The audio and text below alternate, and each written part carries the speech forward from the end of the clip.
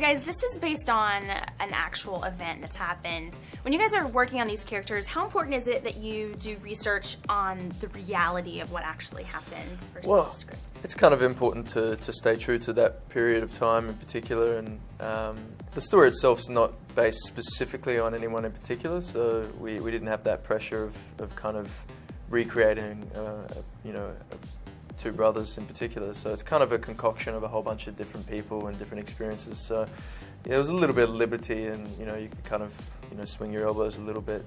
But it's a great time in Australian history, particularly that period. So a lot of places to draw on.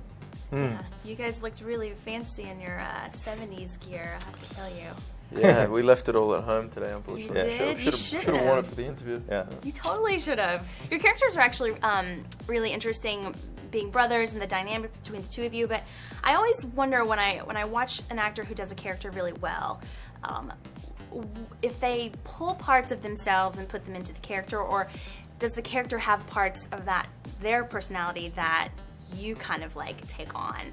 Is that the case here? I think there's always crossover. A little bit of both, isn't it? Yeah, and I always think that the more of yourself in a role, the better. I mean, there's more authenticity, there's more honesty, and it's just strange, everything is always slightly allegorical. The story about trying to create something better in your life and create a monument to your life is probably similar to producing a film and trying to create something and all that. So for me, there was more of an osmosis, really. It was for 7 years trying to develop the film and watching and contributing to all the script development.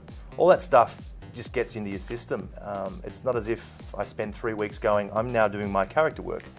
It's sort of there. And we both have brothers as well, so we know what it's like to be a brother in that relationship. And I think it was the relationship that was the most important part of this whole story for us, was to tell a story about these brothers that wanted to be the best that they could be and wanted to create a better life for themselves, and we understood that well, having brothers. Yeah, there's a strong theme in this movie about kind of doing the impossible, or doing what people say that you can't do. For either one of you, is there something in your life that you have accomplished that people said, oh, you won't be able to do that, you shouldn't do that? Yeah, I was trying to get a job as a busboy in a hotel for many years when I was 15. Aiming high. That was a true story. I couldn't get the job. I rang every week. Every Friday afternoon I would ring the hotel and ask for this job. And then finally I got this job. It took me a year and I became a busboy. And it was, it was a real achievement for me. I got this job. I, just kept on hitting my head against a brick wall, and finally they opened the door.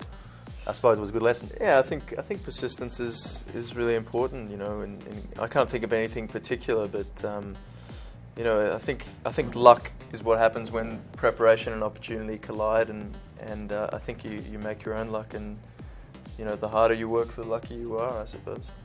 One last quick question. There have been some terrifying scenes for me in this movie because I'm terrified of being stuck in the ocean somewhere, especially being injured like you guys were in some of these scenes. What's the scariest thing that's ever happened to you, maybe in the water or not in the water? Well, there were a few hairy moments shooting this film. There's a lot of kind of crazy surf action in the film, and I'm not a pro surfer by any means, any standards, so I kind of got held under for a little longer than I would have expected or liked, and then dragged across a reef, and jet skis came in, kind of trying to pull me out of there. So there were a few moments like that. Being held under is probably one of the scariest things you could ever experience. And I've been to Indonesia surfing quite a bit, and I've got many a story where you've been pulled down 10, 12 feet underwater, and it's black and it's all aerated. There's so much oxygen in the water that it's like a big washing machine. So you can't actually get any traction to get out.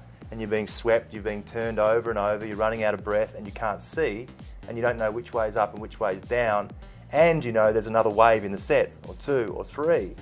So yeah, it's that thing. There's a lot of panic. Yeah, when you kind of think, you finally get up, and you got a second to catch your breath, and then another wave comes. So it's kind of relentless, and the fear of drowning I don't know is why not you a pleasant do it, really. experience. Why would you surf?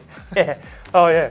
Maybe it's... Anyway, you should go and try. Go it. surf. I It's should an amazing totally experience. It's really Try it. I'm fun. sweating as I'm sitting here listening Totally to chill, you relive you know. it. So Yeah. I think I'm gonna leave the surfing to you guys, the pros, not for me. Keep an eye on you lot. Got it? He's put our family at risk. Everything we've ever worked for. You either give me my gear or you give me my money. I blew it, mate. I'm so sorry.